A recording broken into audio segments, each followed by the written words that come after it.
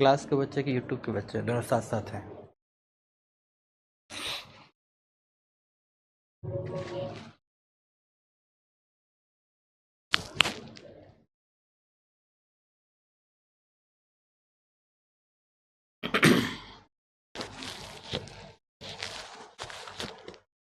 Hello hello hello.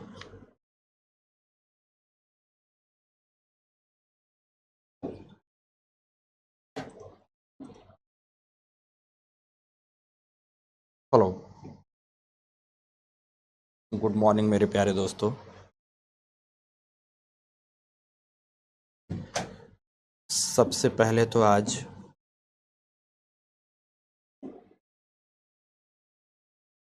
मैं राजेश मिश्र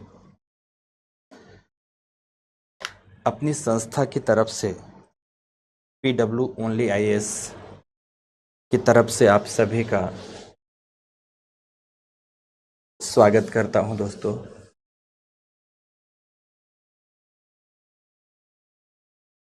स्वागत के साथ अपने भविष्य की आशाओं, आकांक्षाओं, उम्मीदों को पालकर उपस्थित हुए तमाम विद्यार्थियों का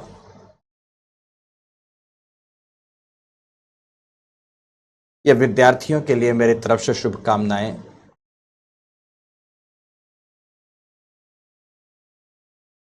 अगेन मेरी ईश्वर से प्रार्थना रहेगी कि मेरे जितने भी विद्यार्थी,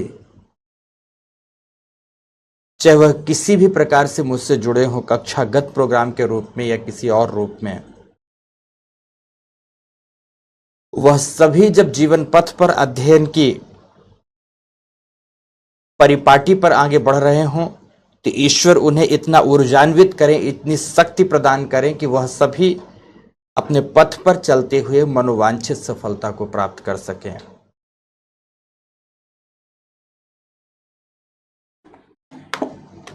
यह बात सत्य है कि आज मेरे और आपके बीच की पहली यह वार्तालाप शुरू हो रही है, तो निश्चित रूप से आपके मन में तरह तरह के प्रश्न होंगे। निश्चित रूप से तरह तरह के तमाम प्रश्न होंगे। और दूसरी बात, मेरे और आपके बीच की यह प्रथम वार्ता के साथ कैरियर मेकिंग के दौर में, भविष्य निर्माण के दौर में आपका जो पदार्पण हुआ है, स्वागत उस चीज का किया जा रहा है हमारी तरफ से। क्योंकि दोस्तों, आप आज नहीं बल्कि भारत या राष्ट्र के कल के भविष्य हैं। सच्चाई तो यह है कि आप जिस उम्र में हो, तो भारत का वर्तमान और भारत का भविष्य दोनों के दोनों आपके इशारे पर चल रहे हैं। आपके निर्णयों के अनुसार चल रहे हैं। तो दोस्तों, आपको निर्णय योग्य बनाने में, राष्ट्र के नवनिर्माण में आपकी भूमिका के क्रम में अगेन मेरी ईश्वर से प्रार्थना है दोस्तों कि आप सब बेहद ही कामयाब हों, आपका भविष्य स्वर्णिम और दैदीप्यमान हो, उज्जवल हो। और उज्जवल भविष्य की शुभकामनाओं के साथ मैं अपनी संस्था के तरफ से आप सभी को धन्यवाद भी प्रस्तुत करना चाहूंगा कि आपने हमें चयनित किया है। आपको बताना चाहूंगा दोस्तों कि हमारी संस्था अपने तरफ से प्रबंधन के साथ साथ शिक्षकीय कार्यों के लिए भारतवर्ष में प्रसिद्ध है। शिक्षकीय गुणवत्ता से हम किसी भी स्तर पर कोई समझौता नहीं करते। भारतवर्ष में कई ऐसी संस्थाएं हैं जो अपने तौर तरीकों से चलती हैं, अपने तौर तरीकों के अनुसार न्याय और अन्याय दोनों करती हैं, लेकिन हमारी संस्था इस बात के लिए प्रतिबद्ध, कटिबद्ध और दोस्तों विगत कई वर्षों से आप देख रहे हैं कि अपनी सफलता के परचम निश्चित रूप से सिरमौर की तरह लहरा रहे हैं। तो आप सबने हमें चयनित किया, हम पर भरोसा जताया। इस सब के लिए दोस्तों आप सभी को बहुत बहुत धन्यवाद, हृदय की गहराइयों से धन्यवाद। और फिर अब आगे अंतिम बात पर, बातों की कड़ी में अंतिम बात पर आपको पहुंचाना चाहूंगा कि अगेन कंपटीशन फेज की इस प्रथम कक्षा में कंपटीशन फेज की बात कर रहा हूं, प्रतियोगी परीक्षाओं के दौर की बात कर रहा हूं। प्रतियोगी परीक्षाओं के दौर की इस प्रथम कक्षा में मैं राजेश मिश्र आपको भरोसा दिलाना चाहता हूं कि जिस विषय से मेरी और अन्य तमाम शिक्षकों की आपके साथ सहभागिता रहेगी, आपके साथ जुड़ाव रहेगा, वह सभी अपने अपने पूर्ण मनोयोग, पूर्ण निष्ठा और पूर्ण कर्तव्य पारायणता के साथ आपके साथ जुड़कर काम करेंगे। मैं अपनी पूरी तन्मयता, अपने अभी तक के अर्न किए गए ज्ञान से उपजी विवेक शक्ति और प्रज्ञा शक्ति के साथ भरोसा दिलाना चाहता हूं दोस्तों कि जिस विषय के साथ मेरा संबंध रहेगा, उस विषय के साथ आपके लिए कुछ इस तरह का न्याय करके जाएंगे, आपके लिए कुछ इतना बढ़िया सा उसमें जस्टिस होगा, न्याय होगा कि आपको इस विषय से हमेशा हमेशा के लिए चिंता मुक्त कर देंगे, तनाव मुक्त कर देंगे। आमतौर पर हमने तमाम विद्यार्थियों को यह कहते हुए सुना है, तो यह सुनते हुए भी सुना है कि सर हमने अपने जीवन में ज्योग्राफी कभी नहीं पढ़ा। और मजे की बात यह है कि मेरा संबंध ज्योग्राफी से है, भूगोल विषय से है। मैं आपको भूगोल विषय पढ़ाऊंगा, भूगोल विषय से जुड़े ही तमाम टॉपिक्स का अध्ययन कराऊंगा, अध्यापन कार्य कराऊंगा, अध्यापन कार्य कराऊंगा। जैसे ज्योग्राफी हो गया, एनवायरमेंट इकोलॉजी हो गया, डिजास्टर एंड डिजास्टर मैनेजमेंट हो गया, भूगोल, पर्यावरण पारिस्थितिकी, आपदा एवं आपदा प्रबंधन के साथ साथ भूगोल वैकल्पिक विषय, जिसका बेसिकली मेरा एक्सपर्टीज रहा है पिछले 14 वर्षों का। उस एक्सपर्टीज का प्रयोग करते हुए ऑप्शनल से लेकर जीएस के स्तर तक तमाम चीजें जिसका संबंध ज्योग्राफी से है, मैं ही आपको पढ़ाने जाऊंगा दोस्तों, मैं ही आपको पढ़ाऊंगा, आप मुझसे ही पढ़ेंगे। तो फिर आपके मन में यह जानने का भाव निश्चित रूप से होगा कि सर आप कौन? तो दोस्तों मेरा केवल इतना ही परिचय है कि PW ओनली IAS हिंदी माध्यम के विभिन्न शिक्षकों के कुल, विभिन्न शिक्षकों के समूह या विभिन्न शिक्षकों के पूल में से मैं एक हूं, जिसे यूपीएससी फेज में कदम रखने के प्रथम दिन के साथ आज तक अनवरत रूप से संस्था भूगोल वैकल्पिक विषय एवं जीएस के लिए मुझे जोड़े हुए है। पिछले तमाम बैचेस के अनुभवों के आधार पर मैं यह बताना चाहूंगा दोस्तों कि शुरुआती दिनों में बच्चों के मन में कितना भी तनाव क्यों ना रहा हो विषय को लेकर, इस एग्जामिनेशन को लेकर, लेकिन उन तमाम चीजों को दूर कर इस विषय के साथ और अपने साथ प्रेम जगाने में भरपूर सफल रहा हूं।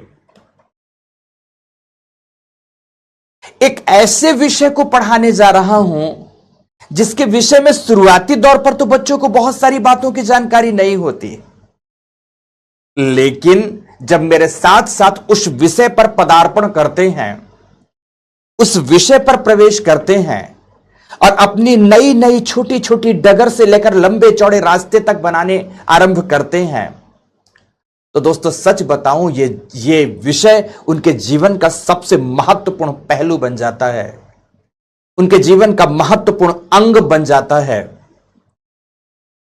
उनके जीवन का महत्वपूर्ण अंग बन जाता है। मैं चाहूंगा कि यह विषय आपके जीवन का केवल अंग ना बने, बल्कि आपके दैनंदिन जीवन के प्रत्येक पक्षों को छूने वाला विषय बने। इसका मतलब है कि मुझे इस विषय को, इस सब्जेक्ट्स को आपके साथ केवल विषय के रूप में नहीं पढ़ाना होगा, बल्कि जीवनचर्या के रूप में पढ़ाना होगा, बल्कि जीवन के उन तमाम पक्षों को छूने वाले एक मर्म स्पर्शी मरहम के भांति पढ़ाना होगा कि जब जहां जरूरत पड़ी इसने हर कदम पर आपका साथ निभाया, हर कदम कदम पर साथ निभाया दोस्तों। तो अगेन बातों की शुरुआत और बातों की खामोशी के साथ या अंत के साथ मेरे तमाम प्यारे विद्यार्थियों,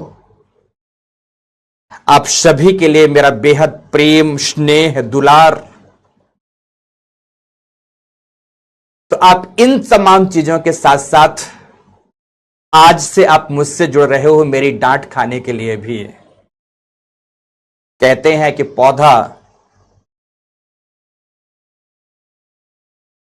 विकसित होने के क्रम में अगर अभिसिंचित जल की मांग करता है, सरल बोली में अगर बोलूं कि पौधे के विकास के लिए अगर पानी की जरूरत है, पौधे के विकास के लिए अगर छांव की जरूरत है, तो पौधे के विकास के लिए धूप भी बेहद आवश्यक होती है, जिसे ग्रहण कर वह फोटोसिंथेसिस करता है और चराचर जगत को जैविक जगत के रूप में परिवर्तित करने की क्षमता विकसित करता है।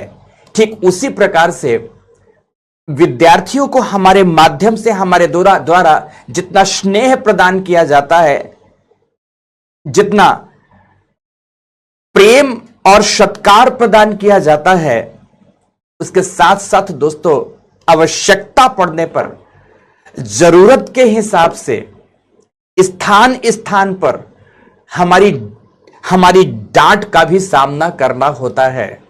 तो दोस्तों आइए आज से मेरे प्रेम एवं स्नेह के साथ साथ मेरी डांट के लिए जुड़िए मुझसे।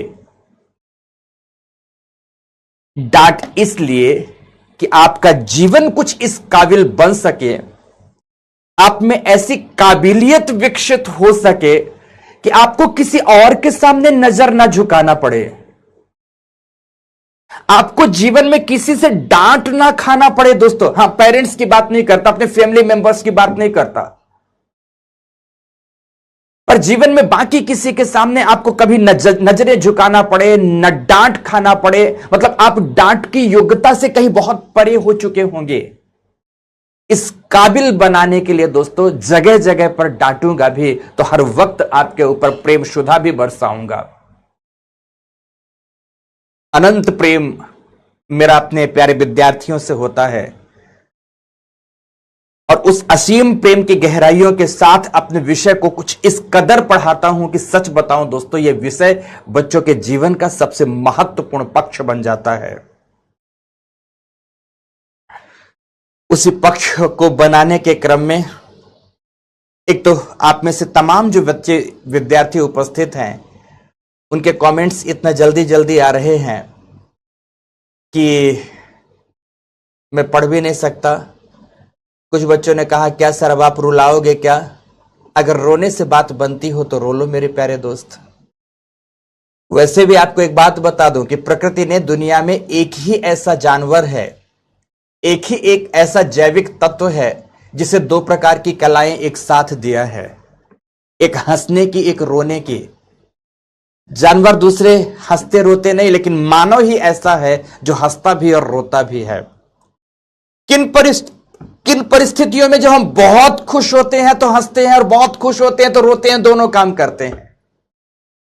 तो दूसरे जब हम बेहद दुखी होते हैं तब भी हंसते हैं और बेहद दुखी होते हैं तब भी रोते हैं। तो दोस्तों अगर ये खुशी के आंसू हैं तो जरूर मेरे साथ शेयर कर लो। अगर ये दुख के आंसू हैं तब तो और जरूर मेरे साथ शेयर करो, पक्का पक्का शेयर कर लेना, क्योंकि उन आंसुओं के साथ आपके मन का मलाल निकल जाएगा, आपके अंदर की मैल धुल जाएगी, बह जाएगी, और एक आप बड़ी ही साफ सुथरी सत्ता के रूप में आप सामने आ जाएंगे। इसलिए अब रोना मत। मुझे सुनने आए हो ना, मुझसे पढ़ने आए हो ना, तो मस्ती से पढ़ना, विषय वस्तु पर बात करेंगे, मजा आ जाएगा, मजा आ जाएगा, पक्का पक्का मजा आएगा दोस्तों। तो चलो बातें समाप्त होती हैं। हाँ, ये भी बता दूं कि आज हमारे और आपके बीच की जो ये पहली कक्षा है, इस पहली कक्षा में मैं आज बहुत कुछ पढ़ाने नहीं जा रहा हूं, बल्कि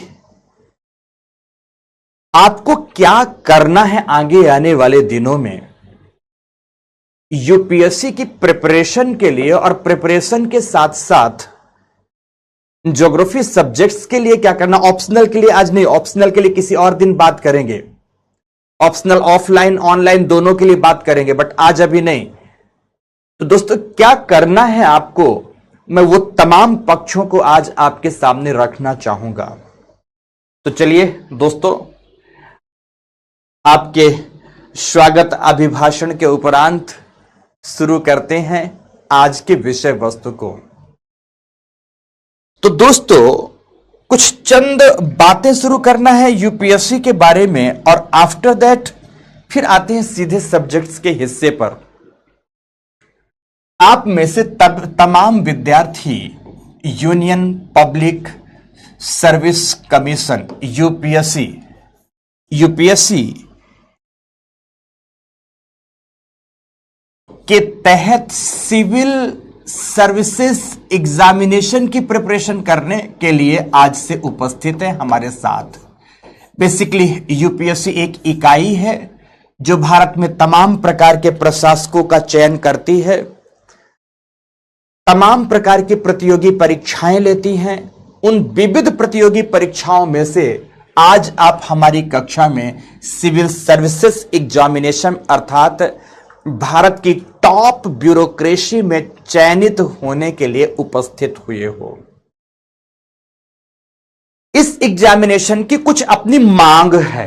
पहली मांग है कि इसे वही विद्यार्थी दे सकता है जिसका एटलीस्ट ग्रेजुएशन कंप्लीट हो चुका हो, अर्थात ग्रेजुएट स्टूडेंट्स ही इस एग्जामिनेशन को दे सकते हैं जिनकी आयु 21 वर्ष पूरी हो चुकी हो।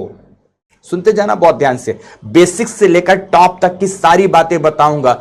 हो सकता है कुछ बच्चे बोले सर ये तो बात हमको पता था, अच्छी बात है, ये बात पता थी तो अगली बात भी जानो ना बेटा, जानना तो बातें हैं। तो सुनना ध्यान से, आयु सीमा और अर्हता की हमने बात की। अगर आपने वो आरंभिक अर्हताएं पूरी कर ली हैं तो आप एग्जाम देने के लिए एलिजिबल हो, और एग्जाम आपका 3 चरणों में होगा। 3 चरण में, 3 स्टेजेस में एग्जाम होता है। सबसे पहला होता है प्रीलिमिनरी एग्जामिनेशन, जिसे आप आमतौर पर संक्षेप में प्रीलिम्स कहते हैं। प्रीलिमिनरी एग्जामिनेशन जिसे कहते हैं प्रारंभिक परीक्षा। दूसरे स्तर पर वो बच्चे जो प्रारंभिक परीक्षा क्वालिफाई कर चुके होते हैं उन्हें मेंस एग्जामिनेशन में अपीयर होना होता है, जिसे आप कहते हैं मुख्य परीक्षा। और मुख्य परीक्षा जो क्वालिफाई कर रहे होते हैं उन्हें इंटरव्यू में उपस्थित होना होता है। आपको बता दूं दोस्तों, ये जो प्रीलिम्स एग्जामिनेशन है, इसमें 2 प्रश्न पत्र होते हैं, पेपर 1 एंड पेपर 2, 2 ही प्रश्न पत्र होते हैं। प्रीलिमिनरी एग्जामिनेशन बेसिकली केवल एवं केवल इसमें सिलेक्शन की प्रक्रिया नहीं, बल्कि ये एलिमिनेशन के लिए रखा गया है। सपोज एक एग्जाम्पल देता हूं कि 5 से 7 लाख बच्चे एक साल में एग्जाम दे रहे हैं। मोटे तौर पर मान लेते हैं कि वैकेंसी 1000 आ रही है, 1000 वैकेंसी है। अब 1000 वैकेंसी के लिए अगर 7 लाख 5 लाख बच्चे एग्जाम देंगे, उन बच्चों में से सच में इस एग्जाम की दृष्टि से योग्यता किसमें है, इसका चयन करने के लिए सबसे पहले एक प्रक्रिया, एक बाधा, एक अवरोध लगाया जाता है, एक फिल्टर प्रक्रिया लगाई जाती है कि वही बच्चे आए जिनमें इस एग्जामिनेशन की योग्यता है। तो साइड करने की, एलिमिनेट करने की, पृथक करने की जो प्रक्रियात्मक व्यवस्था है, उस प्रक्रियात्मक व्यवस्था को प्रिलिमिनरी एग्जामिनेशन कहते हैं। इस एग्जामिनेशन के तहत पेपर फर्स्ट में जीएस रहता है, जनरल स्टडीज, जिसमें सारे सब्जेक्ट्स आपके होंगे। ज्योग्राफी होगा, हिस्ट्री होगा, पॉलिटी होगा, इकोनॉमी होगा, समझ पा रहे हैं मेरी बात कि नहीं, साइंस एंड साइंस टेक्नोलॉजी होगा, और उसके साथ कुछ जनरल अवेयरनेस के साथ साथ करंट अफेयर्स आदि के क्वेश्चंस भी इस एग्जामिनेशन में आपसे पूछे जाते हैं। जिसमें से जीएस के जो पेपर होता है, पेपर में आप जानते हैं कि अगर नंबर ऑफ क्वेश्चंस देखे जाएं,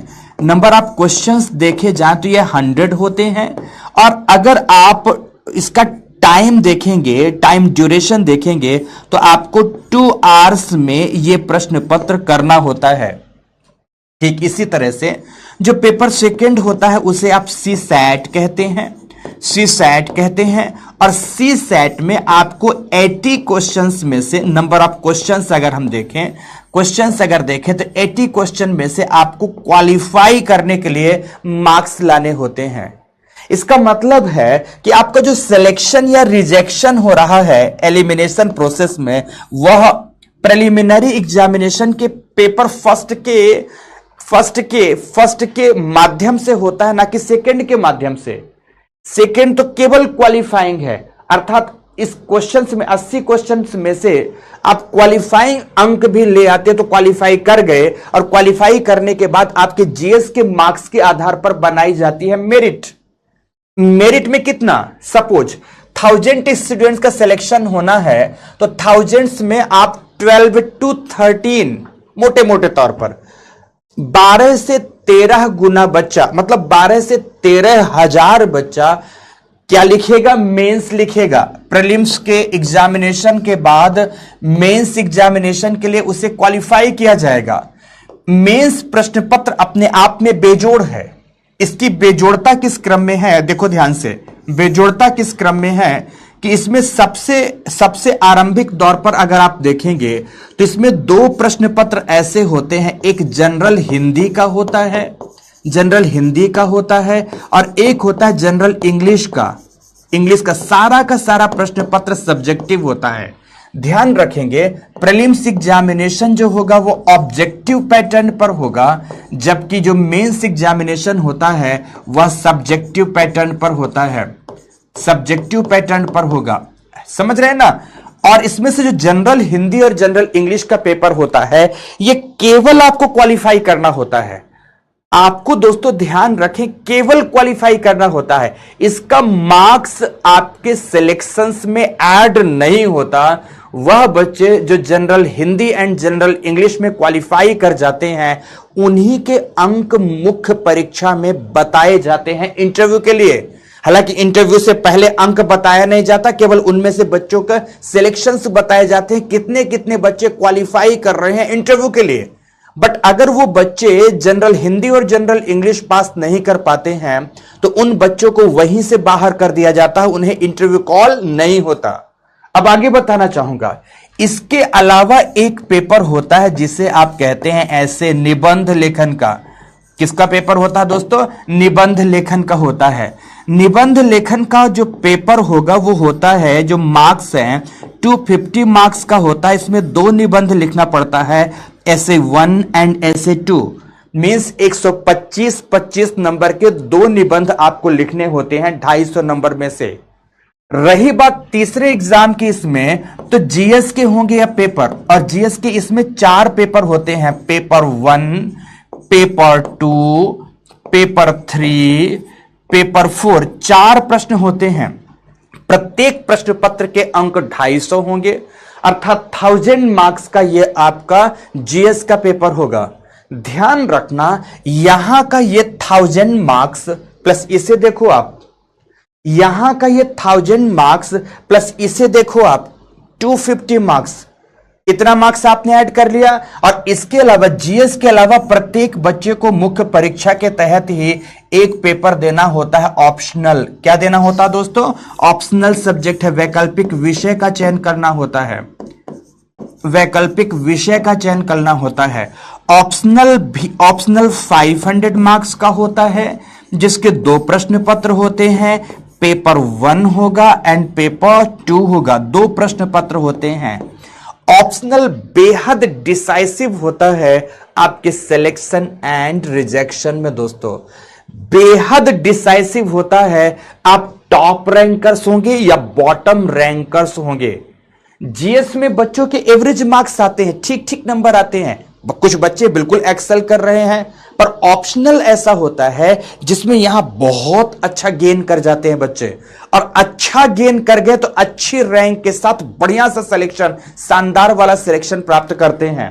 तो देखो यहां पर 1000 मार्क्स का जीएस, 500 मार्क्स का यहां पर ऑप्शनल, 250 मार्क्स का ऐसे, इन तीनों को जोड़ करके मेरिट बनती है इंटरव्यू में प्रवेश करने के लिए। तीनों के अंक जोड़े, और तीनों के अंक जोड़ने के बाद जो यहां पर 12,000 से 13,000 बच्चों में से अब इंटरव्यू का कॉल कितना होगा? मोटे मोटे तौर पर 2.5 से 3 गुना लिया जाता है। सपोज 1000 वैकेंसी है तो 1000 वैकेंसी में 2500 से लेकर 3000 के बीच, कुछ 2500 ही मोटे मोटे तौर पर मान के चलो, बच्चे लिए जाते हैं, इंटरव्यू के लिए बुलाए जाते हैं कि भाई तुम ही 2500, इतने में से केवल ये 2500 बच्चे ही हैं जिनमें ऐसी योग्यता पाई जाती है जो कि साक्षात्कार परीक्षा देंगे और साक्षात्कार परीक्षा के बाद अपना चयन सुनिश्चित करेंगे। तो दोस्तों आपको यहां पर अच्छे अंक लाने होते हैं।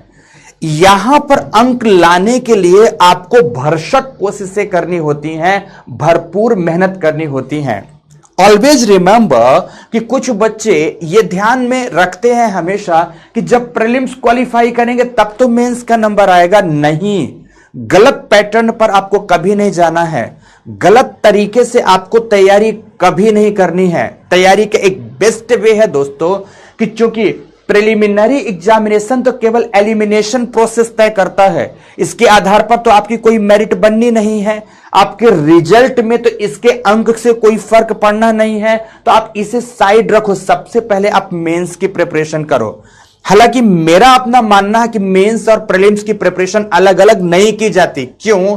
जब आप मेंस की प्रिपरेशन कर रहे होते हैं, जीएस के सारे सब्जेक्ट यहां कवर हो रहे होते हैं, ऐसे कवर हो रहा होता है, ऑप्शनल कवर हो रहा होता है। हां, इसीलिए ऑप्शनल जनरली वैसे ऑप्ट करना चाहिए जिनकी जीएस में भी भरपूर भागीदारी हो, जीएस प्रीलिम्स में भी भागीदारी हो, जीएस मेंस में भी भागीदारी हो, और ऐसे राइटिंग के साथ साथ इंटरव्यू में भी जबरदस्त भागीदारी हो। ऐसे ऑप्शनल का चयन करना ज्यादा हितकर रहता। खैर, ऑप्शनल का चयन कैसे किया जाए ये एक अलग विषय वस्तु है जिस पर बात करेंगे। आओ यहां पर फिर से, तो हमें सबसे ज्यादा फोकस करना यहां पर मुख्य परीक्षा पर, हमें सबसे ज्यादा फोकस करना है। यहां जो बच्चा जितना अच्छा अंक ला रहा होगा ना दोस्तों, इंटरव्यू में भी उसका परफॉर्मेंस बेहतर की गुंजाइश होती है, और इंटरव्यू में भी बेहतर परफॉर्मेंस हो गया इसका मतलब आप टॉप रैंकर्स में आ गए। तो प्रिपरेशन आपको सबसे पहले करनी है मेंस की, और आपको बता दो दोस्तों कि मेंस की प्रिपरेशन के दौरान 80% प्रिपरेशन प्रीलिम्स की स्वयं ही हो जाती है। प्रीलिम्स एग्जामिनेशन की प्रिपरेशन स्वयं ही 80%, 80% तैयारी दोस्तों प्रिलिमिनरी एग्जामिनेशंस की अगर बच्चा सीरियस होकर मेंस की तैयारी करता है तो ऑलरेडी हो जाती है। इसलिए आपको तैयारी मेंस की करनी है, प्रीलिम्स की तैयारी हो जाएगी। शेष 20% जो बचता है तो एग्जाम से पहले, प्रिलिमिनरी एग्जाम से पहले 1.5-2 महीने का टाइम अपने पास रखो। अपनी तैयारी के हिसाब से 2.5-3 महीने का टाइम अपने पास रखो, पर अधिकतम 90 दिन का, इससे ज्यादा टाइम देने की जरूरत नहीं है प्रिलिमिनरी एग्जामिनेशन को। अगर मेंस अच्छे से पढ़ा है तो अगर 90 दिन आपने तैयारी दे दिया तो शेष 20% तो बहुत अच्छे से तैयार हो ही जाएगा, बल्कि मेंस का भी साथ साथ में रिवीजन हो जाता है। इसीलिए दोस्तों मैं बताऊंगा कि सबसे पहले आपको मुख्य परीक्षा की तैयारी करनी है। मुख्य परीक्षा की तैयारी के साथ प्राथमिक परीक्षा या प्रारंभिक परीक्षा की तैयारी अपने आप होती चली जाती है। एग्जाम से पहले 1.5-2 महीना 3 महीना का टाइम आप दे देंगे तो निश्चित रूप से आप प्रिलिमिनरी क्वालिफाई कर जाते हैं। प्रिलिमिनरी क्वालिफाई करना खैर कुछ मामले में एक स्ट्रेटजी भी है, और उस स्ट्रेटजी को फॉलो करेंगे तो निश्चित रूप से आपको उसका बेहतर लाभ मिलेगा, बहुत अच्छा लाभ आपको मिल रहा होगा दोस्तों। अब आगे बारी आती है कि इन सब्जेक्ट्स में से पाए गए अंकों पर आपको इंटरव्यू के लिए बुलाया गया। किसके लिए बुलाया गया? इंटरव्यू के लिए बुलाया गया, और इंटरव्यू होगा आपका 275 मार्क्स का। कई बच्चे ऐसा बोलते हैं जब लास्ट में क्वालिफाई नहीं करते कि मैं इंटरव्यू में रह गया। यह बात सत्य है कि आप तीसरे चरण तक प्रवेश कर गए, यह बात सत्य है, तो आपकी योग्यता पर कोई प्रश्न चिन्ह तो नहीं लग रहा है। लेकिन यह बात भी है कि बेसिकली इंटरव्यू में मार्क्स कम लाने से आपकी रैंक पीछे हो जाती है। अगर आप मुख्य परीक्षा में बहुत अच्छे अंक लाते हो, इंटरव्यू साक्षात्कार परीक्षा में आप थोड़ा एवरेज अंक भी लाते हो, तब भी आपका सिलेक्शन तय है। हाँ, यह भी है कि अगर इंटरव्यू में भी अच्छे नंबर आ गए तो आप टॉप रैंकर्स में से हो जाएंगे, टॉपर्स में से आप आ जाएंगे। इसीलिए प्रयास तो यह करने चाहिए कि प्रत्येक चरण में परफॉर्मेंस बेस्ट हो, प्रत्येक चरण का परफॉर्मेंस एकदम शानदार होना चाहिए। तो यहां भी इंटरव्यू में, साक्षात्कार परीक्षा में भी आपको इतने अंक होते हैं, तो मुख्य परीक्षा और साक्षात्कार परीक्षा इन दोनों के अंक को मिलाकर एक फाइनल मेरिट बनती है, और उस फाइनल मेरिट में 1000 बच्चों को लिया जाता है। जितनी वैकेंसीज होती है प्रत्येक वर्ष, तो उनको ले लिया जाता है। समझ में आ गई मेरी बात कि नहीं?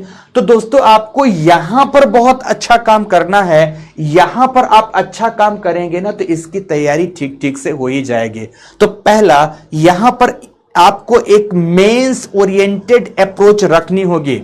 आपको अपना ओरिएंटेशन मेंस का रखना होगा। जैसे आप जानते हैं अभी हाल फिलहाल में प्रिलिमिनरी एग्जामिनेशन का रिजल्ट आया, और रिजल्ट के बाद इस समय पर, और अपने संस्था से मजे की बात यह है कि थाउजेंड्स ऑफ स्टूडेंट्स अपनी ही संस्था से, जो पीछे संकल्प और प्रहार बैचेज में थे, हमारे पास अन्य कुछ बैचेज में थे, थाउजेंड्स ऑफ बच्चे हैं जो इस बार प्रिलिमिनरी क्वालिफाई किए हैं। अभी रिसेंट्स में हम लोग जो बच्चों को पढ़ाए थे, उन बच्चों में से हजारों की संख्या में बच्चे प्रिलिमिनरी क्वालिफाई किए हुए हैं। समझ गए मेरी बात कि नहीं? यह भी तय है कि अब अगली बारी आपकी है, जिसकी शुरुआत आज से ही आपको करनी होगी। तो शुरुआत आज से करनी है, तो अब शुरू करते हैं। तो यह होगा हमारे एग्जामिनेशन का पैटर्न, जिसके आधार पर आपको सिविल सर्विसेज एग्जामिनेशन जो आपने दिया है, अब इसके आधार पर यह संस्था, मतलब UPSC, union public service commission, ये आपको सेलेक्ट कर देगी कि आप टॉप ब्यूरोक्रेट्स बनने के लायक हैं। सिलेक्शन के बाद आप ट्रेनिंग सेंटर्स पर जाएंगे, और ट्रेनिंग सेंटर्स के बाद बस विवाह के प्रस्ताव आने शुरू हो जाएंगे। अच्छे खासे कहीं बड़े घर की लड़की या बड़े घर के लड़के से आपका शानदार ब्याह हो जाएगा, मंत्री जी के बेटे या बेटियों से आपका ब्याह हो जाएगा, मजे मजे से जिंदगी गुजरेगी। आप अपने आसपास के मिलों के सबकी आइडियल पर्सनालिटी होंगे। आपकी पर्सनालिटी कुछ ऐसी हो चुकी होगी कि हर कोई एक बार उम्मीद रखेगा कि काश आप उससे एक बार मिल लें, या उसे आपसे मिलने का एक बार मौका मिल जाए। आप किसी के घर भी पहुंचेंगे तो सच कहते हैं, आप वो खुशी से फूला ना समाएगा। जिन गलियों से आप गुजर जाओगे तो आपके गुजरने के बाद भी धूल के गुबार लोग झांकते रह जाएंगे।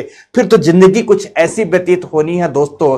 तो उस जिंदगी के आगाज या आरंभ के लिए अगेन दोस्तों मेरे तरफ से ढेर ढेर सारी शुभकामनाएं आपको, आप जिस जिंदगी में कदम रखने जा रहे हो। आगे मैं यह कहना चाहूंगा कि एग्जामिनेशन के पैटर्न को समझने के उपरांत दायित्व बनता है कि मैं इस विषय वस्तु को भी बता दूं आज आपको कि आपको शुरुआत करनी है तो शुरुआत में पढ़ना कैसे है। एक अच्छी शुरुआत, एक भलीभांति प्रकार की शुरुआत आपकी कैसे हो सकती है, इस विषय वस्तु पर भी मैं एक छोटी सी चर्चा कर लूं।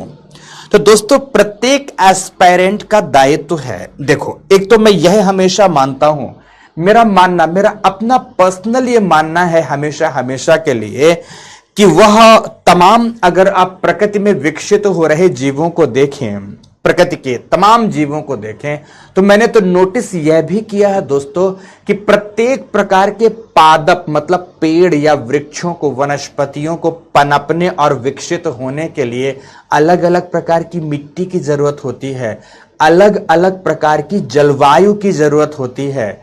समझ रहे मेरी बात कि नहीं? प्रत्येक वनस्पति का ऐसा स्वभाव होता है। तो दोस्तों हम तो मानव हैं, हम तो इंसान हैं। हम इंसानों के लिए एक प्रकार की मिट्टी कैसे सबकी सफलता में सहायक साबित हो सकती है? एक प्रकार का एटमॉस्फेयर या एक प्रकार का क्लाइमेटिक एनवायरनमेंट हमारी सफलता में कैसे सहायक हो सकता है? निश्चित रूप से हम में से प्रत्येक विद्यार्थी का अपना अपना तौर तरीका होगा पढ़ने का, लिखने का, समझने का। हम में से तमाम विद्यार्थियों के अपने अपने तरीके से खास तैयारियां होंगी, खास लेवल होगा पढ़ने का और अब आगे के अप्रोच को बनाने का। लेकिन फिर भी एक सामान्य सी जो बातें होती हैं उन्हें मैं आपके साथ रखना चाहूंगा कि आखिर अपनी पढ़ाई को हम आगे कैसे बढ़ाएं। आगे बढ़ाने के क्रम में दोस्तों सबसे पहला तो आपका दायित्व बनता है, फर्स्ट आपका दायित्व है जो कि आपको आज ही करना है और आज से ही शुरू कर देना है कि आपको सबसे पहले यूपीएससी जो सिविल सर्विसेज एग्जामिनेशन का जो प्रिस्क्राइब्ड सिलेबस है, सभी बच्चों को एक बार बढ़िया से थॉरोली अपने सिलेबस का एनालिसिस करना चाहिए। एकदम सिलेबस एनालिसिस करना। जैसे अभी मैं शुरुआत करवाऊंगा ज्योग्राफी की, तो मैं तो उस सब्जेक्ट्स का एनालिसिस करवा ही दूंगा। लेकिन आपका दायित्व तो बनता है दोस्तों कि ना केवल आप ज्योग्राफी का, बल्कि आप पूरे के पूरे प्रश्न पत्रों का, क्षमा चाहूंगा प्रश्न पत्र में बोल रहा हूं, पाठ्यक्रम का, पूरे पाठ्यक्रम का एक बढ़िया तरीके से एनालाइज करें। कैसे एनालाइज करेंगे कि प्रथम प्रश्न पत्र जीएस में कौन कौन से सब्जेक्ट्स आते हैं, दूसरे में कौन कौन से आते हैं, तीसरे से लेकर चौथे में कौन कौन से सब्जेक्ट्स आते हैं। जब आपने जीएस के सब्जेक्ट्स देख लिए, ध्यान रखना यहां पर, जब जीएस के आपने सब्जेक्ट्स देख लिए हैं तो सब्जेक्ट्स देखने के बाद आपको यह भी देखना है कि इनमें से तमाम सब्जेक्ट्स में से कौन कौन से ऐसे सब्जेक्ट हैं जिनका एक दूसरे से इंटर रिलेशन बैठता है। जैसे उदाहरण देना चाहूंगा, इकोनॉमी और इकोनॉमिक ज्योग्राफी एक दूसरे से बहुत अच्छी बॉन्ड बनाते हैं। दूसरी तरफ से पॉलिटी और पॉलिटिकल ज्योग्राफी एक दूसरे से बहुत अच्छा बॉन्ड बनाते हैं। कल्चर एंड कल्चरल ज्योग्राफी एक दूसरे से बहुत अच्छा बॉन्ड बनाते हैं। समझ रहे मेरी बात की नहीं? तो जब आप सिलेबस पढ़ोगे, पूरे सिलेबस को ठीक से एनालाइज करोगे, तो सिलेबस के एनालाइजेशन के साथ सब्जेक्ट्स निकल कर आएंगे और सब्जेक्ट्स निकल कर आएंगे तो उनके पाठ्यक्रम के विश्लेषण के क्रम में आपको भली भांति प्रकार से समझ में आएगा कि ऐसे कौन कौन से सब्जेक्ट्स हैं या पाठ्यक्रम का ऐसा कौन कौन सा अंग है जो कि एक दूसरे से इंटरमिंगल प्रकृति के हैं, एक दूसरे से अंतर्ग्रंथित हैं, एक दूसरे से जुड़े हुए हैं। तो जो जुड़े हुए टॉपिक्स हैं दोस्तों, एक दूसरे से संबंधित जो टॉपिक्स हैं, उन्हें दो बार नहीं पढ़े, बल्कि दो बार की जगह पर एक बार ही पढ़ें और एक बार पढ़कर उन्हें फिनिश कर दें। एग्जाम्पल देता हूं, जैसे एग्रीकल्चर आपको इकोनॉमी में भी पढ़ना है तो आपको ज्योग्राफी में भी पढ़ना है।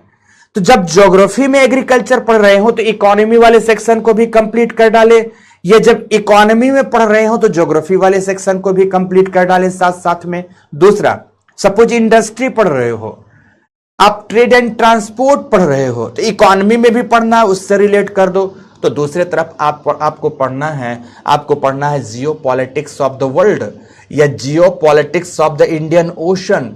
तो जब आप ये सारे सब्जेक्ट्स या ये सारा टॉपिक्स ज्योग्राफी में पढ़ रहे हो geopolitics of the world and geopolitics of the Indian ocean जब ये पढ़ रहे हो तो जो हमारा पॉलिटी के अंतर्गत इंटरनेशनल रिलेशन का टॉपिक आता है तो वहां से भी आप इन्हें जोड़कर पूरी तरह से समग्रता के साथ अध्ययन कर डालें, ताकि आपको बार बार इस प्रकार की कोई मेहनत करने की जरूरत ना पड़े। सिलेबस एनालाइजेशन का एक यह उद्देश्य, एक बहुत बड़ा उद्देश्य यह होता है कि आपको यह पता चल जाता है कौन कौन से विषय वस्तु एक दूसरे से जुड़े हैं, तो हम अपना टाइम कैसे बचा सकते हैं, एक ही बार में पढ़ के, एक साथ पढ़ के हम उनका टाइम कैसे बचा सकते हैं। तो आपको इस बात की गहरी तहकीकात करनी है अपने पाठ्यक्रम के साथ साथ। आपने एक काम तो यह कर लिया, दूसरे काम पाठ्यक्रम विश्लेषण के साथ साथ आपको दोस्तों ध्यान रखना, पाठ्यक्रम विश्लेषण कर लिया, पाठ्यक्रम की एक गहरी समझ आ गई, तो पाठ्यक्रम की गहरी समझ के साथ प्रत्येक पाठ्यक्रम से रिलेटेड, प्रत्येक सब्जेक्ट से रिलेटेड कुछ बेसिक टेक्स्ट बुक हैं। क्या है दोस्तों? बेसिक टेक्स्ट बुक हैं।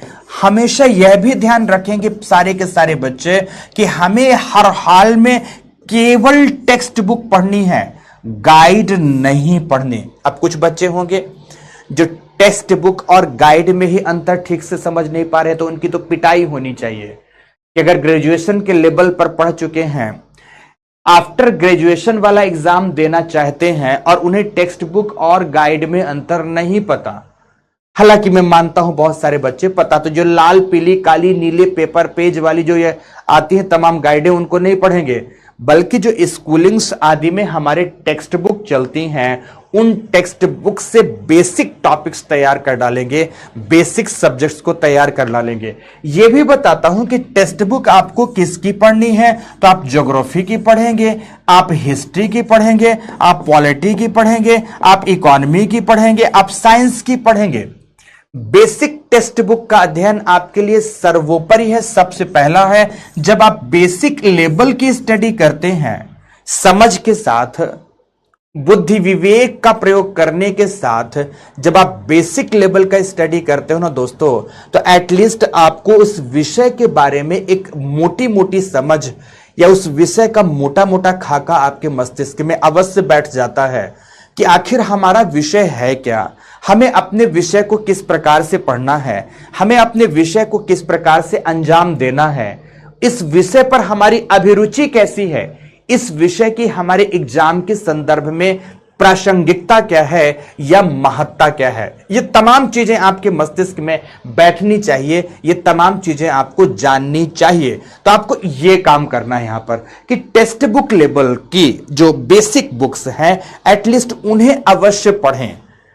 अगर गलती करेंगे ना पढ़ने की तो इसका खामियाजा आपको भुगतना पड़ेगा दोस्तों, और अंततः सफर स्टूडेंट्स ही करता है। टीचर को क्या है, टीचर तो एक बैच से दूसरे बैच में, दूसरे से तीसरे बैच में इंटर करता जाता है, पर स्टूडेंट सफर करते हैं। इसीलिए मेरे प्यारे दोस्तों आपको सुझाव देना चाहूंगा कि आप सबसे पहले बेसिक टेक्स्ट बुक पढ़ें। तो आप ये भी पूछ सकते हो कौन सी बेसिक टेक्स्ट बुक है, तो हर सब्जेक्ट्स की, जैसे मैं अपने ज्योग्राफी के साथ साथ मैं आपको बताऊंगा, वैसे ही प्रत्येक सब्जेक्ट्स की टेक्स्ट बुक कौन सी हो सकती है, किनका अध्ययन करना है, अपने अपने विषय के विषय एक्सपर्ट बताएंगे आपको, सब्जेक्ट्स एक्सपर्ट बताएंगे। समझ में आ गई मेरी बात की नहीं? तो उनके माध्यम से आप ये जानेंगे, है ना। तो आपको सेकेंड लेवल पर यह करना है, बेसिक टेक्स्ट बुक पढ़नी है। थर्ड लेवल पर क्या करनी है कि आप अभी से, मैं तो ये मानता हूं कि आप में से कई बच्चे हैं जो सैकड़ों की संख्या में जो कर ही रहे होंगे, आप अभी से दोस्तों, अभी से क्या करेंगे कि आप न्यूज पेपर के संपर्क में रहेंगे। आप न्यूज पेपर पढ़ेंगे, न्यूज सुनेंगे, न्यूज पेपर के संपर्क में रहेंगे। न्यूज पेपर या न्यूज सुनने के आदि के माध्यम से यहां आपका करंट अफेयर्स तैयार होता है। क्या तैयार होता है दोस्तों? समसामयिक घटनाओं से आप जुड़ते हैं तो करंट अफेयर्स के टॉपिक तैयार होते हैं। तो दोस्तों इन चीजों के साथ साथ डेली न्यूज पेपर पढ़ना है। कुछ बच्चे बोलेंगे सर न्यूज पेपर पढ़ते तो हैं लेकिन चीजें भूल जाती हैं। भूलने दीजिए, पर पढ़िए जरूर। कुछ बच्चे बोले हैं क्या न्यूज़पेपर के नोट्स बनाने हैं? अभी शुरुआती दौर पर कोई नोट्स नहीं बनाने, बस पढ़ने की आदत डालनी है। तो फिर प्रश्न होगा कौन सा न्यूज़पेपर पढ़ें? वो बात अलग है, जो आपके पास अभी फिलहाल न्यूज़पेपर अवेलेबल होता हो, एटलीस्ट एक न्यूज़पेपर, उस न्यूज़पेपर का एडिटोरियल और उस न्यूज़पेपर का नेशनल और इंटरनेशनल न्यूज, आपको उसमें यह नहीं पढ़ना है कि गली में जा रहे थे रामू काकू, उनको एक कुत्ता काट दिया तो कुत्ते को जहर लग गया, रामू काकू तो जिंदा और कुत्ता मर गया। यह खबर नहीं पढ़नी है, ये यूपीएससी नहीं पूछेगा। तो आपको यूपीएससी के लेवल पर अर्थात नेशनल और इंटरनेशनल न्यूज, ये तमाम प्रकार की न्यूज आपको पढ़नी है। जैसे इस समय पर आप आए दिन स्टैम्पीड देख रहे हो, भगदड़ और भगदड़ में होने वाली लोगों की मृत्यु के बारे में आप सुन रहे हो। अब ये एक नेशनल इशू बन चुका है इस समय पर। आपके सिलेबस में भी डिजास्टर एंड डिजास्टर मैनेजमेंट है। जैसे आज ही मैं न्यूज़पेपर में सुबह सुबह आया और देखा तो पढ़ रहा था कि न्यूज़पेपर में एनडीएमए ने, नेशनल डिजास्टर मैनेजमेंट अथॉरिटी ने, जो स्टैम्पीड मैनेजमेंट है, भगदड़ और भीड़भाड़ मैनेजमेंट है, उसके लिए एक गाइडलाइन जारी की है। उस गाइडलाइन को आज सुबह में पढ़ रहा था। अब ऐसी जब चीजें आती हैं जो कि नेशनल राष्ट्र के हिसाब से महत्वपूर्ण हो जाती हैं, तो उन न्यूज के टच में आपको रहना है। शुरुआती दौर में आपको न्यूज याद नहीं रहेगी, लेकिन धीरे धीरे समय के साथ वही प्रत्येक न्यूज आपके सिलेबस के टॉपिक्स के साथ जुड़ने लगेगी। जैसे अभी मैंने उदाहरण दिया कि खबर थी भगदड़ की, लेकिन उस भगदड़ की खबर को मैंने सब्जेक्ट से जोड़ा कि यह आपदा प्रबंधन का टॉपिक है। आपदा प्रबंधन में आपदाएं दो प्रकार की होती है, एक प्राकृतिक एवं दूसरी मानव जनित। तो मानव जनित आपदाओं में से भगदड़, भीड़भाड़, ये तमाम प्रकार की चीजें एक प्राकृतिक, एक मानवीय आपदाएं हैं। तो उन मानवीय आपदाओं से हमने इस टॉपिक को जोड़ दिया और ये जुड़ गया। और जुड़ा बस नहीं दोस्तों, इस टॉपिक के जुड़ाव के साथ एक बेहतर समझ आपको हो गई कि आखिर ये क्या थी समस्या, कैसी थी समस्या, इस समस्या से निदान के लिए क्या उपाय होने चाहिए, कुछ इस प्रकार से।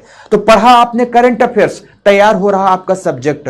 और सब्जेक्टिव बातें जब आप करंट्स के साथ जोड़ जोड़कर पढ़ते हैं, लिखते हैं, किसी को बताते हैं, बताने का मतलब होता है अपने आप को अभिव्यक्त करना, अपने आप को प्रेजेंट करना। अभिव्यक्ति दो प्रकार की होती है, एक लेखन की अभिव्यक्ति होती है और एक बोलने की, वोकल।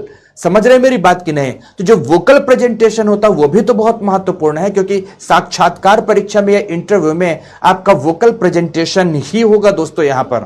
तो ये बात यहां समझो। तो आपको ये तैयार करने हैं।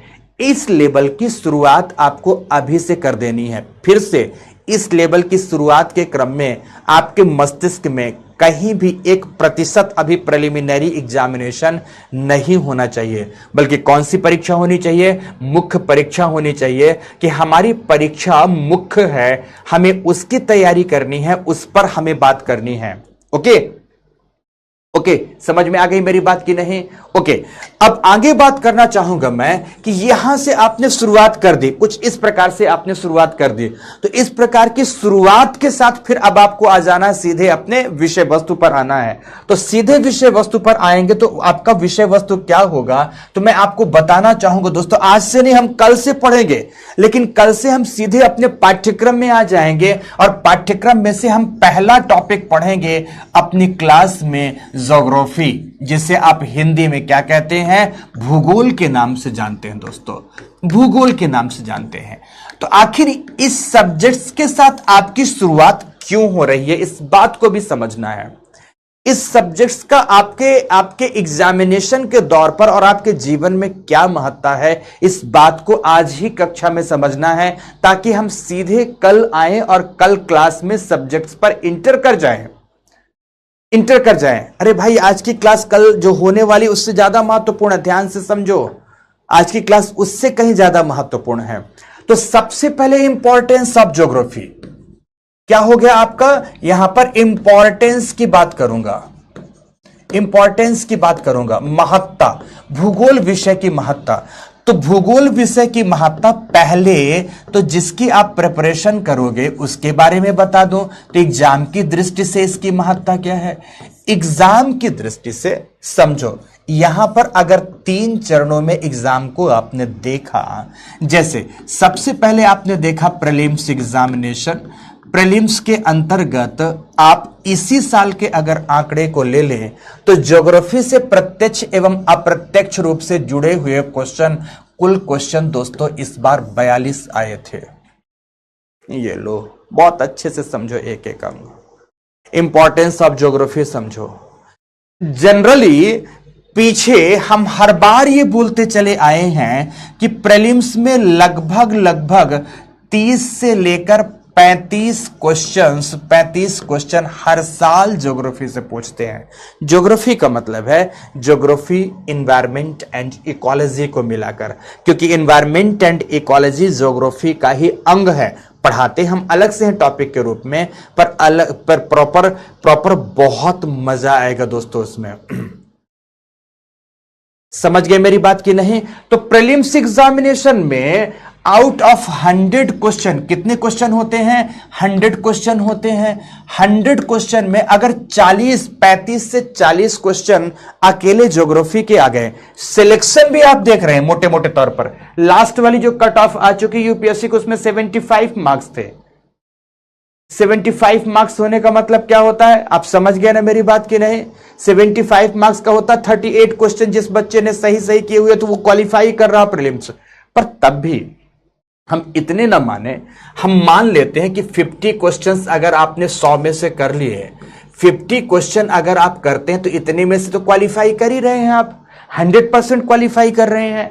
यहां एक सब्जेक्ट से ही 30-35 प्रश्न आ गए, मान लेते हैं 35 प्रश्न आए, और 35 प्रश्न आने पर आपने मेरी ठीक से कक्षा की है, ठीक से आपने बेसिक टेक्स्ट बुक पढ़ी है, तो ये करने पर आप 30 क्वेश्चन कर रहे हो। अगर अकेले आपने ज्योग्राफी से 30 क्वेश्चन हल कर लिए, अब आपको करने हैं 20 क्वेश्चन, केवल 20 क्वेश्चन ठीक से हल करने हैं।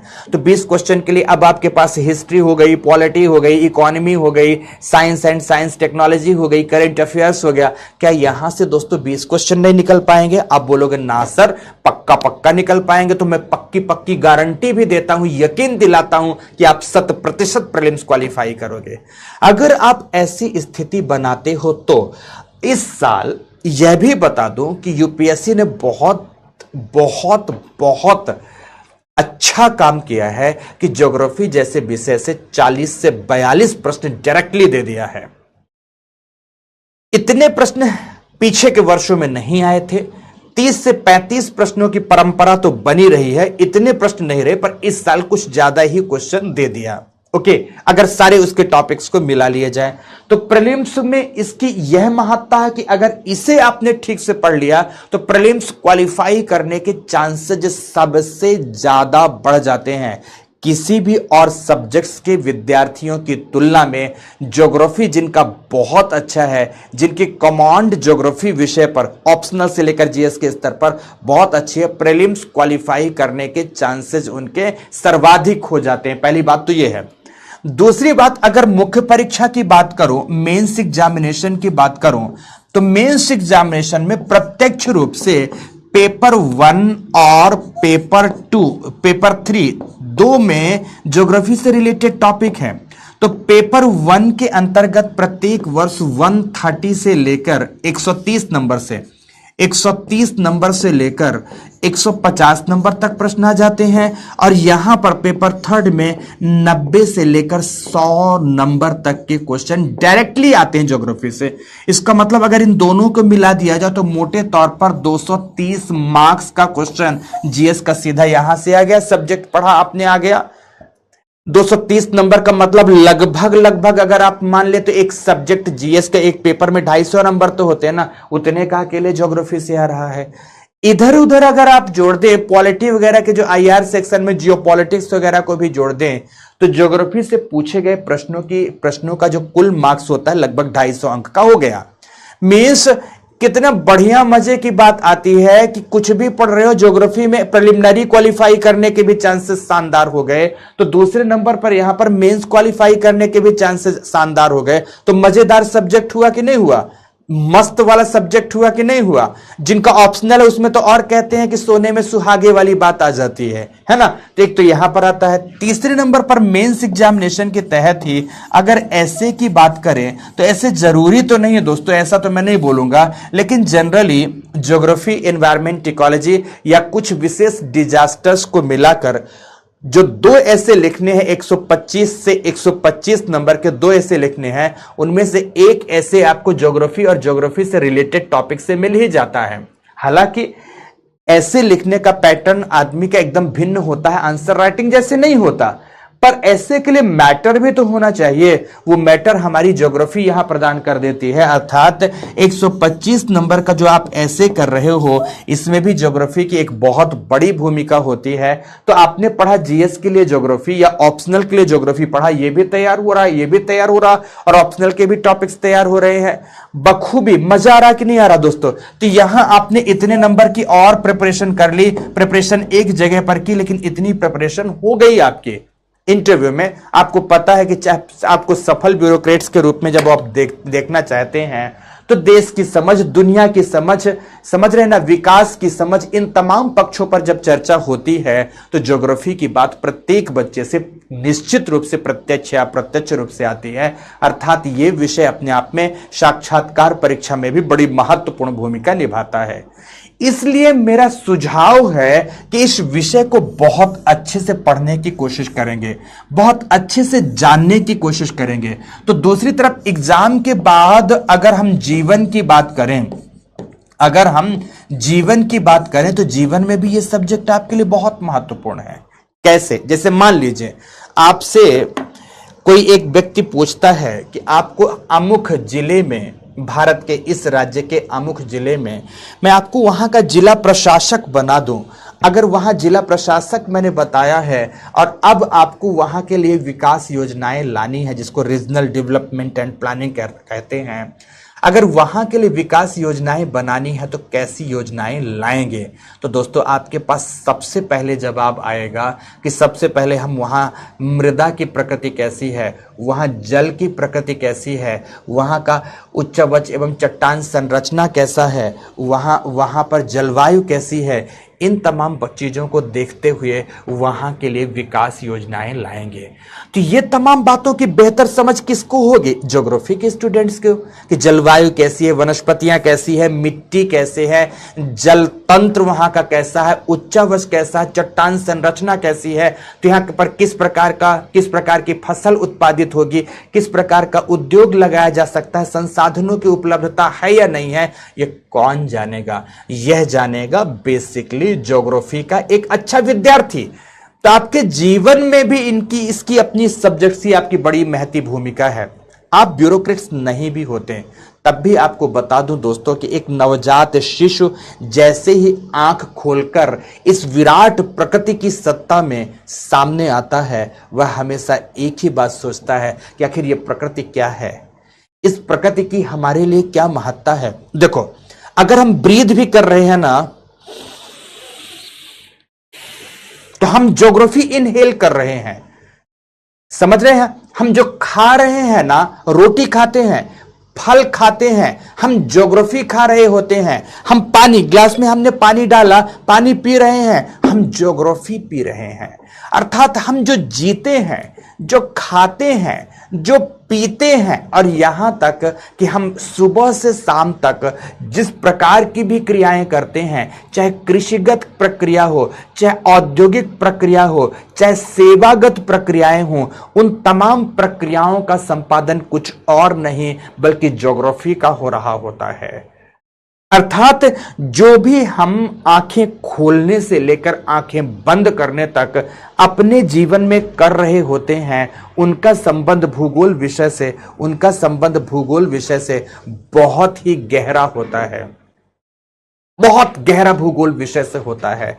तो जीवन की इस अनंत और अथाह गहराइयों के विषय को आपको पढ़ने जाना है अपने पाठ्यक्रम की दृष्टिकोण से। इसीलिए यूपीएससी उत्तरोत्तर या दिनों दिन इस विषय की भागीदारी अपने प्रीलिम्स और मेंस एग्जामिनेशन के अंतर्गत बढ़ाती जा रही है। बेहद महत्वपूर्ण इस विषय को दोस्तों आप मेरे साथ पढ़ोगे। कल की कक्षा में हम आते ही शुरुआत करेंगे। तो कहां से करेंगे कि ज्योग्राफी क्या है, ज्योग्राफी की परिभाषा क्या है, ज्योग्राफी का पाठ्यक्रम क्या है, इस पाठ्यक्रम के लिए कौन कौन सी बेसिक टेक्स्ट बुक आदि पढ़ी जानी चाहिए, इस पाठ्यक्रम के अध्ययन के दौरान कौन कौन से किस किस प्रकार से क्वेश्चंस को हल करने हैं। तो पाठ्यक्रम के साथ अपने विषय वस्तु का आरंभ भी मैं कल की ही कक्षा से कर दूंगा। आज पहली कक्षा है, आज एक बेसिक बेसिक सी बातें हमने बताई, जो कि मैं जानता हूं कि आप में से कई बच्चे होंगे जो इस विषय वस्तु से अवगत है, इस विषय वस्तु के बारे में जानते हैं, लेकिन कई बच्चे ऐसे भी हैं जो नहीं जानते। इसलिए सबको एक प्लेटफॉर्म पर लाने के लिए, एक ही प्लेटफॉर्म पर लाने के लिए मैंने आज ये बातें रखी हैं। समझ में आ गई दोस्तों? तो आज बातें यहीं पर समाप्त करूंगा, लेकिन फिर से दोहराना चाहूंगा,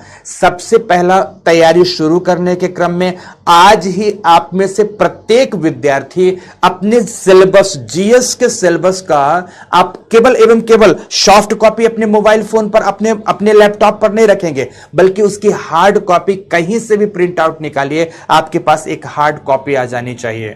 सॉफ्ट कॉपी में भी देखते रहे, पर हार्ड कॉपी हो। हार्ड कॉपी के आधार पर आपको यह देखना है कि सिलेबस के कौन कौन से पार्ट किस प्रकार से एक दूसरे से जुड़े हुए हैं, सारे सिलेबस में से कौन कौन से सिलेबस हैं, सिलेबस के कौन कौन से सब्जेक्ट्स हैं, इन तमाम चीजों का एनालिसिस आज करना है, ताकि जब हम कल शुरुआत करें तो आपको बढ़िया से बातों की समझ बैठ जाए मस्तिष्क में। दूसरी बात, जब इतना आप एनालिसिस कर लीजिएगा तो इसके लिए भी थोड़ा सा देखिएगा कि ज्योग्राफी क्या है, ज्योग्राफी में किस प्रकार के प्रश्न आते हैं, ज्योग्राफी की अपनी डिमांड क्या है, यह भी अपने स्तर से आज समझने की कोशिश करिएगा, ताकि जब कल हम शुरुआत करें तो आपको बहुत मजा आए। और वैसे भी बताऊं, आगे की कक्षा में आपको बहुत मजा आने वाला है।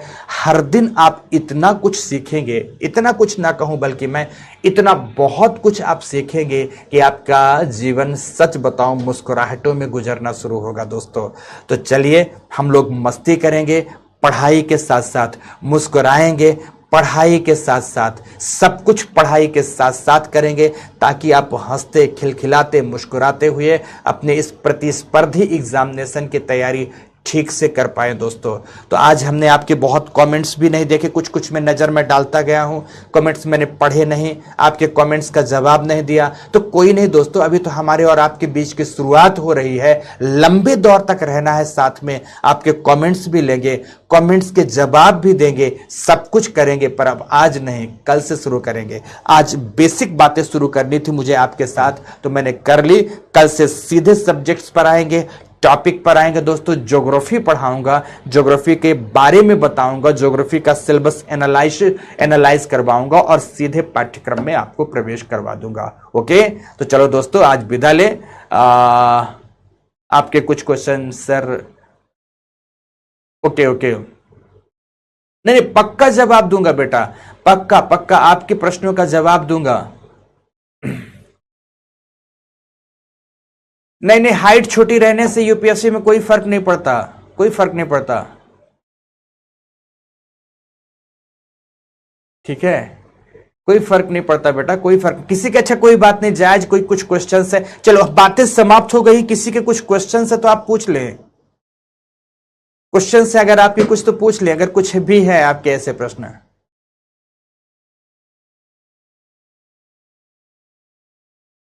ओके, यूट्यूब पर पढ़ाएंगे, केवल आज की क्लास और 2 दिन की और 3 दिन की केवल कक्षा यूट्यूब पर होगी। फिर आपको एडमिशन प्रोसीजर से गुजरते हुए हमारे ऐप पर आना होगा बेटा।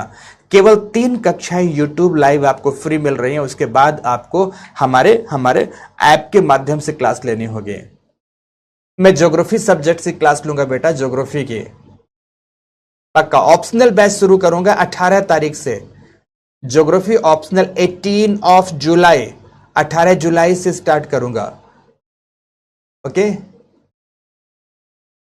नहीं नहीं, यूट्यूब पर सारी क्लासेस नहीं रहेंगे बेटा, ऐप पर आएंगे। केवल 3 कक्षाएं शुरू की यूट्यूब पर थी।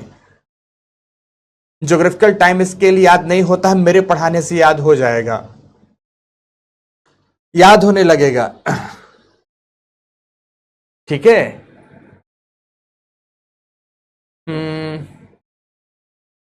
सर अब लेट मत करना प्लीज। नहीं नहीं, लेट आज कुछ वजह से हो गई थी, हेमसिंग नहीं होगा लेट, एकदम कल टाइम से शुरू होगा। अच्छा, मुझसे कुछ बच्चे पढ़े हुए हैं, ठीक है, खुशी की बात है बेटा। बैच कितने का है सब संस्था से पता चल जाएगा। प्री से ज्यादा टफ मेंस लगता है, तो मेंस के आंसर राइटिंग की प्रैक्टिस करनी होगी आपको, ठीक है।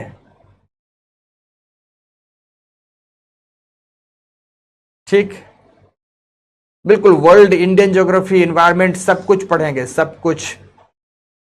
ओके चलो, कुल मिला के ऑप्शनल पहले 7 से शुरू होना था, कोई नहीं, थोड़ा लेट है हेम बेटा, थोड़ा लेट है, पर कोई नहीं, आ जाएंगे, 18 से आ जाएंगे, है ना।